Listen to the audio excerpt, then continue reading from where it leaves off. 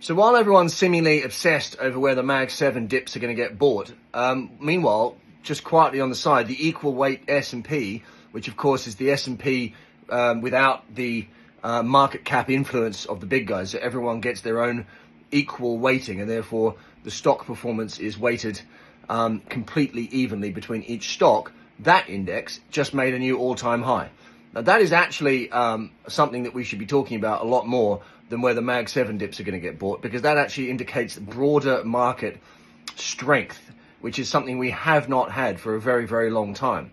Now, broader market strength in terms of the guys that move the index are usually the banks, and the energy companies. If you combine all of the market caps of those two sectors together, they kind of help a little bit in the S&P, but that's the market cap weighted index. I'm talking about the equal weighted index. So everyone gets their own one-for-one contribution to the movement in the index.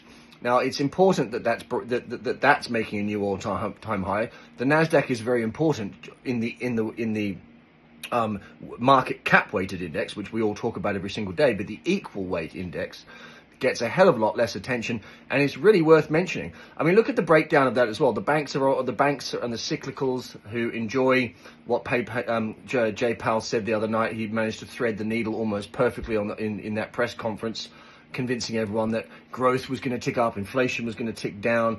It was about as perfect as it possibly could be. Hence, the small caps and the emerging markets and the more economically sensitive parts of the world of stocks ticked up yesterday.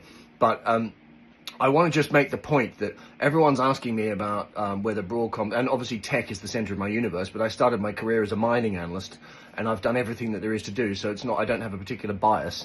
And you know, my book is chock full right now. I've got Diageo, I've got Chipotle, I've got Target, I've got what else have I got? I've got Novo Nordisk, of course. I've got a whole bunch of defensive sort of boring stocks, but they're not boring. They're performing really well right now, and the market's rotating into them.